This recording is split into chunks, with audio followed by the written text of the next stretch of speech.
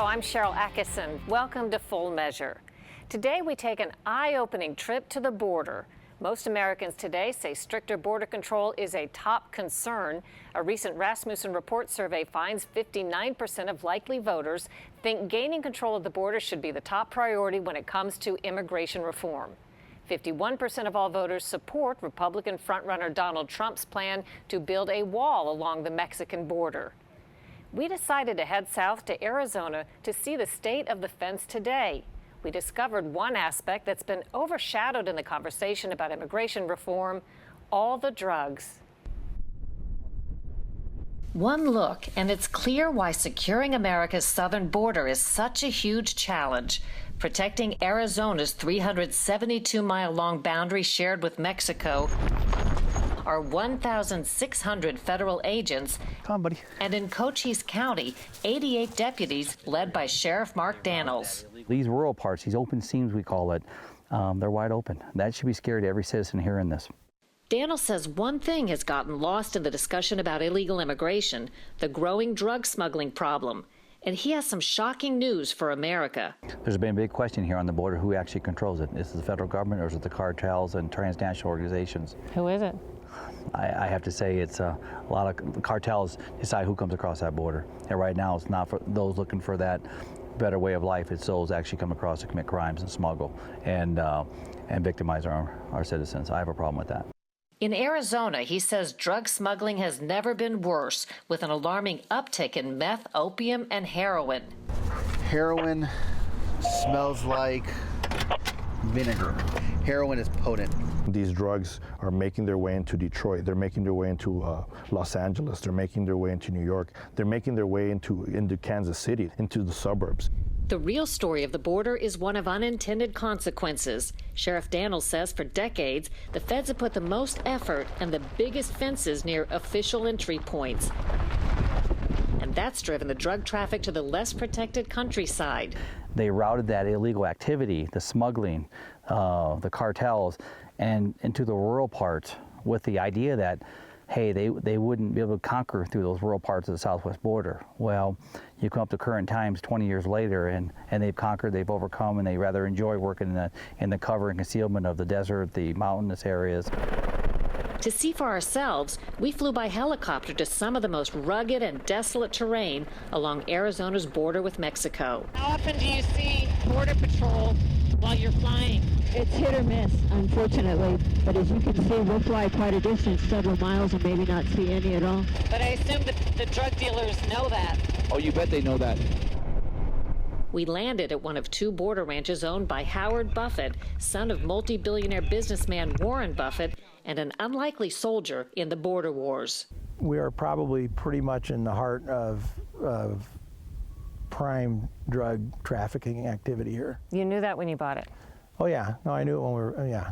Buffett bought the ranch land in part to conserve it, but also to become a stakeholder in the border fight, which he's become deeply involved in. Border Patrol is dealing with a topography that at times seems impossible. So I mean, you can beat up the Border Patrol on this, but the truth is, you know, it's the Wild West. It's the Wild West, and it's an incredibly challenging environment. It's not hard to see why it's a trafficking hotspot. In the hours here, there was no sign of Border Patrol. We did see how easy it is to cross. Oh yeah, see the pole off the ground, see what's been pushed down? Flimsy wire is the only thing separating Mexican drug smugglers from the U.S. The bottom line is that we do not have the drug traffic coming across our border under control. The fence symbolizes America's seemingly erratic approach to border security. Near the port of entry at Douglas, Arizona, you'll find a single fence right next to a more formidable double fence and ditch. I mean, I grew up here. Border Patrol agent Art Del Cueto is the Tucson Sector Union president and represents agents. He's not a spokesman for Border Patrol. This is what they want the nation to see. They want to see this fence. A tall fence. A tall fence, a secure fence. You know, you have agents, you have cameras, you have everything, lights throughout this area. So this is what they want the country to see, and it makes you feel secure. It makes you feel like, you know, everything's okay. But the reality is, if you go further out where they won't take you, there's still spots where there's hardly any fence. Well, why isn't there barbed wire on the top or razor wire or something? I mean, what we've been told and what has been explained to us is that at times if people are jumping over, it would cause issues. So that's why we don't have those type of deterrents. So we don't have the barbed wire on top because we don't want to hurt anybody who comes across. Correct. From the sky, we see where the border fence is more marker than barrier and where it abruptly disappears. If you're going to secure the border, secure the border. This is a Band-Aid right here. Not far away on the Mexico side. This ranch right here on the right's a stage place for your cartels. So the gap in the fence is right by the staging place for the cartels. Yep. We make decisions on the type of fencing based upon the threat that we see for that area. Commander Paul Beeson is in charge of the Border Patrol's Tucson sector. In some areas, the threat has been from vehicles driving across. And so really, the fencing that's more appropriate there is that Normandy style fencing, because that's there to stop vehicles. If people cross there, we have time. We have the ability to interdict them. They're not going to reach a community in minutes to seconds. Many smugglers are captured. Law enforcement recently arrested 24 members of Mexico's powerful Sinaloa cartel in an effort dubbed Operation Diablo Express. But untold numbers slip by, and surveillance video reveals the criminals' creative range. These suspected cartel members recorded themselves jacking up a section of border fence. They scurry underneath and close it like a garage door. Others easily scale the fence or just cut right through it. Some drive right over the fence using a portable ramp. This Jeep got stuck on top. The suspected smugglers ran south. And there's one more option, moving drugs under the border in secret tunnels. One of the longest and newest was discovered last year inside a shed in a Naco, Arizona neighborhood.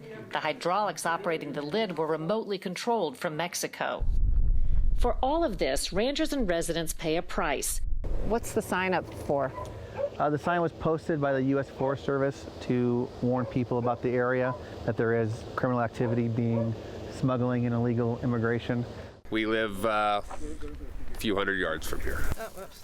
Recreational activities like a family cookout in the local park are carried out with reminders of possible dangers lurking nearby. Does the discussion over drug smuggling, immigration, human trafficking impact your life at all, your daily life? I mean, we've done a lot of service projects where we go up and clean up after the illegals that come through. You know, they leave their trash all over the place, and we go out there and try to clean up after them. But most of the time they want to stay out of the city and stay away because they don't want to be caught. They don't want to be seen. So they're trying to get north to I-10 so they can get on the highway.